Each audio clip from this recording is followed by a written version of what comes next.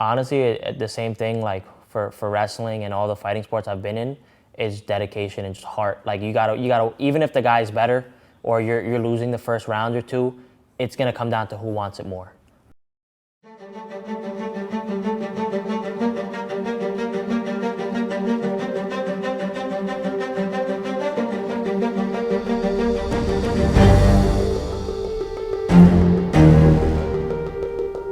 As of right now, the only thing I'm hoping for is I want to get to the pros.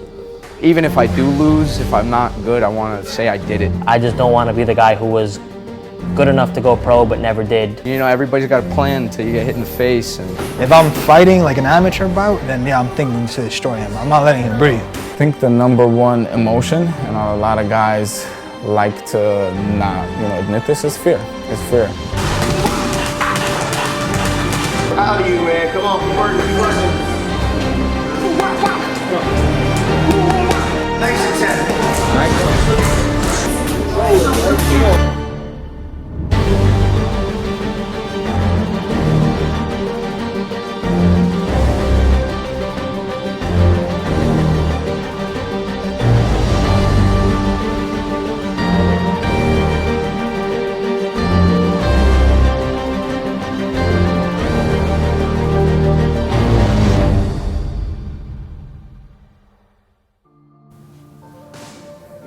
Every day after completing a 12-hour shift as a North Bergen police officer, Abed Taha makes his way to the gym to work on his boxing craft.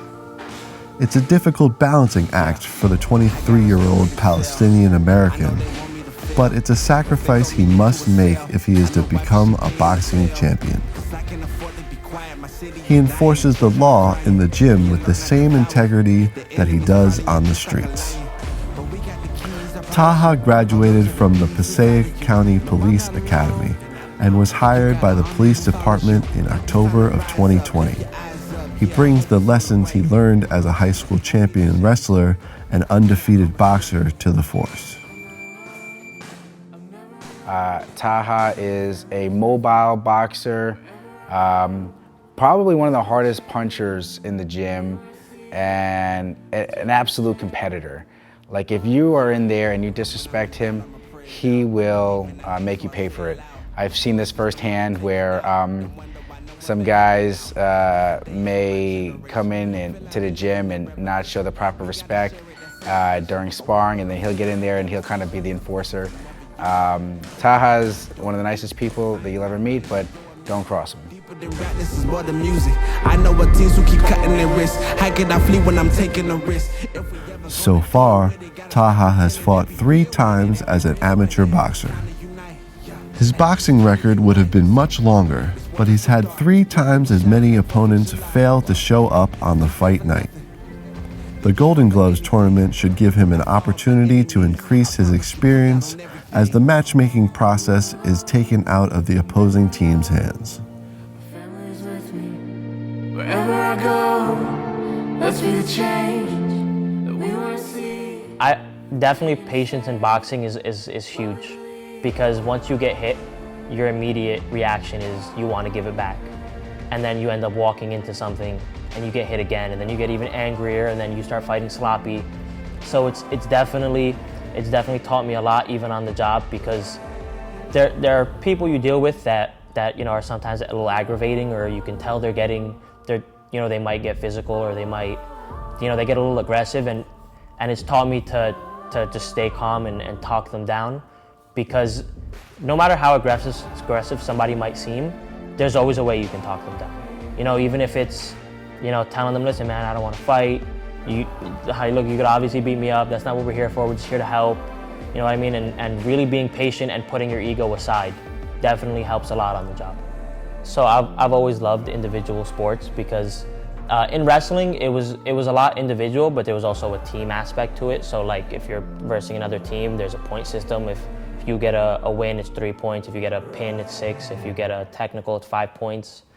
So in high school, I never liked that I can train so hard for years just for somebody who didn't take it as serious to cost my team the win, or to make our team a little less than what it should actually be.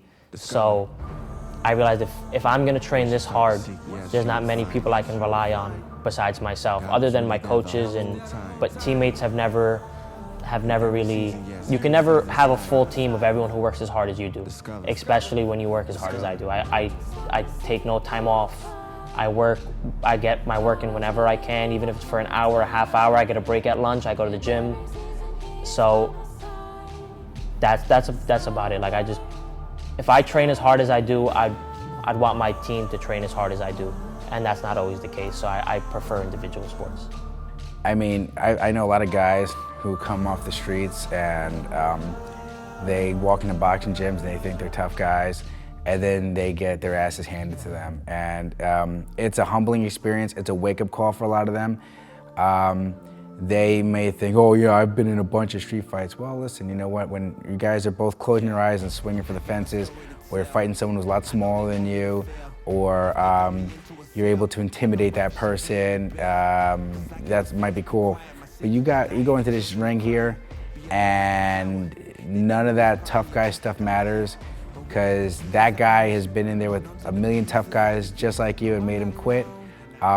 You start to rethink things. So I think that boxing is completely different from anything else.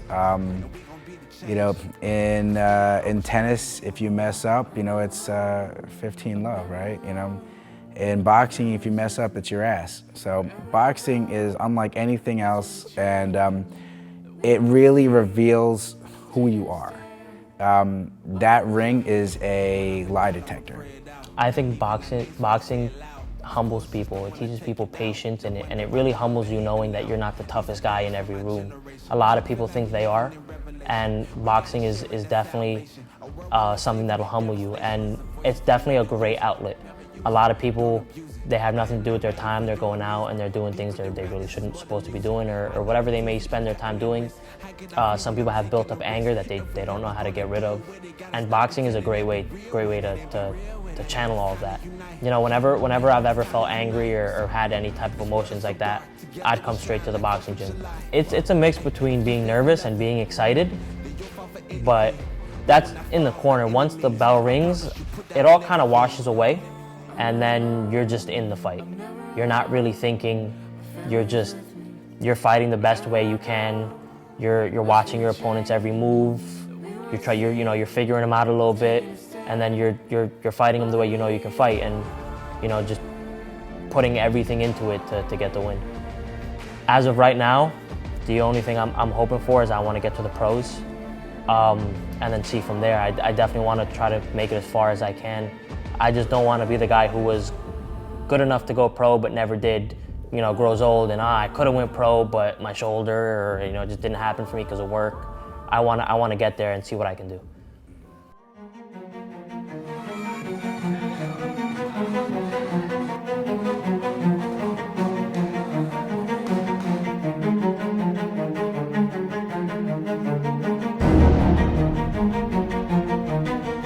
Because of his work schedule, Taha is unable to train as fervently as before.